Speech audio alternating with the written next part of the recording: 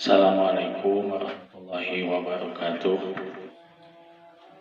Bismillah, alhamdulillah, wassalatu wassalamu ala rasulillah Sayyidina Muhammad Abdillah wa ala alihi wa ashabihi wa mawalah. Asyhadu an la ilaha illallah, asyhadu anna Sayyidina Muhammadan abduhu wa rasuluhu ala dila nabi abadah.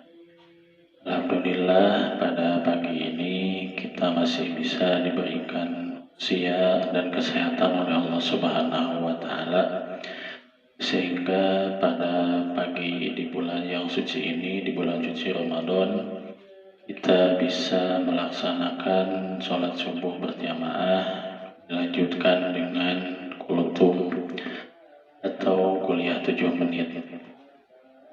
Pada kesempatan pagi ini kita akan membahas mengenai salah satu sumber hukum Islam, yaitu Al-Quran dan Al-Hadis. Sebagaimana kita ketahui bahwa salah satu sumber hukum Islam yang disepakati oleh ulama adalah Al-Quran dan Hadis, sebab Al-Quran dan Al-Hadis merupakan merupakan sumber hukum Islam yang paling utama, di mana kita bisa mengambil sebuah hukum atau aturan-aturan Allah Subhanahu wa Ta'ala dari Al-Quran dan Al-Hadis. Di dalam Al-Quran Allah Subhanahu wa Ta'ala memerintahkan kepada kita berbagai macam perintah, dan dijelaskan oleh hadis sebagai fungsi al-hadis, yaitu salah satunya adalah bayanu tafsir maupun bayanu tasri. Di dalam memahami Al-Quran dan Al-Hadis, kita ketahui banyak sekali pemahaman-pemahaman yang dikemukakan oleh para sahabat, dilanjutkan oleh tabi'in dan para ulama-ulama mazhab.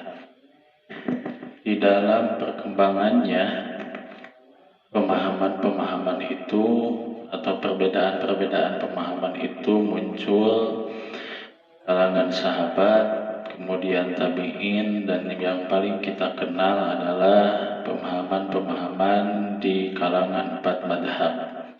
Ada madhab Imam Abu Hanifah atau Imam Hanafi, kemudian ada madhab Imam Malik, Imam Syafi'i, dan Imam Ahmad bin Hanbal.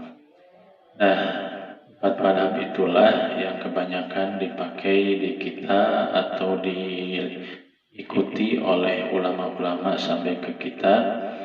Khususnya di Indonesia ada madhab yang paling terkenal adalah madhab Imam Syafi'i. Kemudian apa yang menjadi permasalahan muncul saat ini adalah ketika pemahaman-pemahaman yang digariskan oleh ulama-ulama tersebut sampai kepada kita. Bagaimana muncul pemahaman-pemahaman yang berbeda? Otomatis itu sebab penafsiran-penafsiran ulama terhadap teks kaidah atau terhadap teks-teks Al-Quran dan Al-Hadis.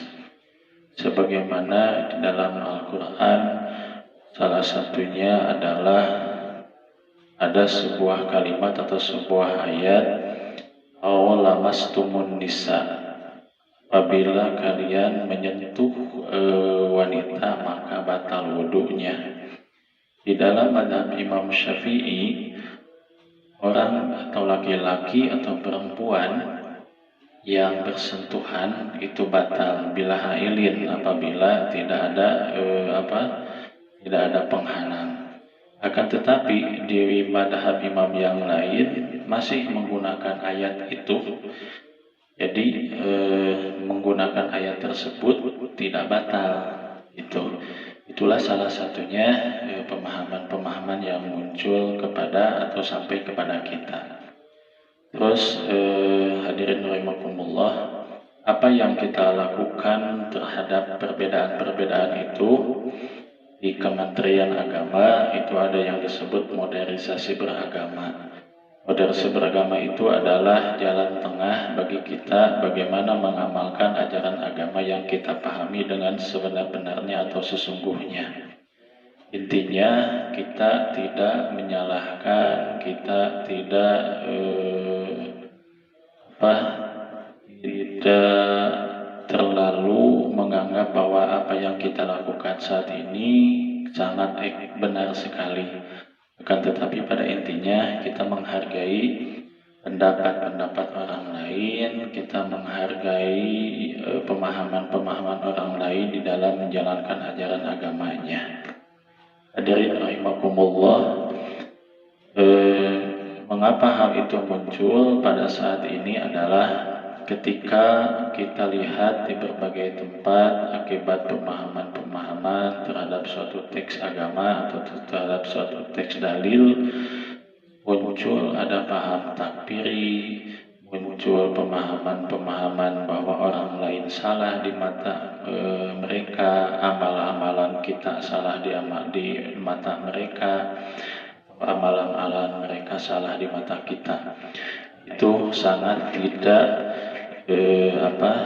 tidak dianjurkan di dalam ajaran agama kita.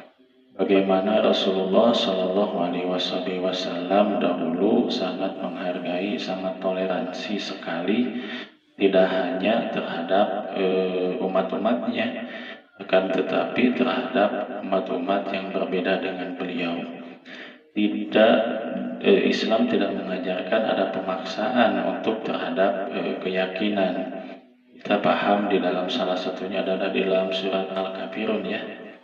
Di dalam surat Al-Kafirun Allah Subhanahu wa taala mengungkapkan di dalam akhir ayatnya, A'udzubillahi minasyaitonirrajim, lakum dinukum waliyadin, untukmu agamamu, untukku agamaku. Maksudnya kita bertoleransi terhadap agama apapun, terhadap keyakinan apapun.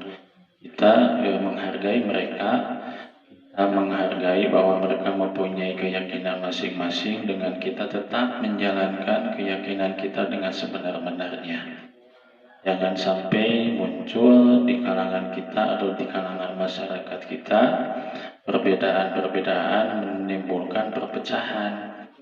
Kenapa?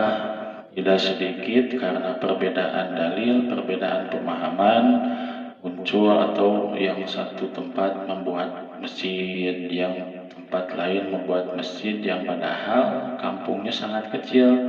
Kalaupun disatukan itu tidak terlalu banyak, atau satu masjid juga tidak penuh. Tetapi mengapa muncul pemahaman-pemahaman atau kesananya muncul tempat ibadah yang masih sama itu karena memang kita tidak bertoleransi, kita tidak sama-sama memahami perbedaan yang muncul di masyarakat. Para imam madhab dahulu, beliau sangat menghargai pendapat orang lain. Bagaimana ketika Imam Syafi'i itu kunut, kemudian suatu saat beliau bersilaturahmi kepada Imam Ahmad bin Hambal. Kemudian pada saat tersebut Imam Syafi'i sholat berjamaah di tempat Imam Ahmad bin Hambal. Para jamaah menyangka bahwa Imam Syafi'i akan melakukan kunut, akan tetapi ketika beliau berada di tempat muridnya Imam Ahmad bin Hambal, beliau menghargai sekali pemahaman yang berlaku di tempat tersebut. Jadi beliau tidak kunut. Salah satunya yang dapat kita contoh bahwa pemahaman-pemahaman yang sifatnya furu'iyah atau yang sifatnya cabang di dalam agama itu tidak harus dibesarkan atau tidak harus diperbesar. Justru persamaan-persamaan itulah yang mesti kita bangun agar tercipta kerukunan di antara kita.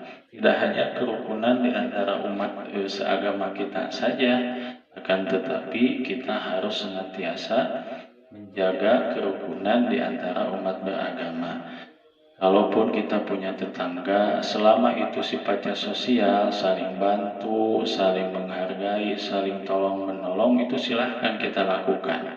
Akan tetapi kalau halnya menyangkut ibadah mahdhah kita kepada Allah Subhanahu wa taala, maka tadi kembali ke ayat yang Allah Subhanahu wa taala sampaikan di dalam surat Al-Kafirun, qul ya ayyuhal kafirun la a'budu ma ta'budun wa la antum 'abidun ma a'bud wa la ana 'abidun ma abattum wa la antum 'abidun ma a'bud lakum dinukum waliyadin. Jadi kalau untuk urusan ibadah kita serahkan kepada keyakinan agamanya masing-masing. Jadi moderasi beragama yang harus kita pahami saat ini adalah kita sama-sama bertoleransi terhadap pihak manapun, siapapun di dalam menjalankan ajaran agamanya masing-masing. Mudah-mudahan kita semua senantiasa bisa menjaga kerukunan persatuan bangsa kita sehingga bangsa kita senantiasa mendapat berkah dari Allah Subhanahu wa taala. Itu saja kultum pada pagi hari ini, semoga bermanfaat. Wassalamualaikum warahmatullahi wabarakatuh.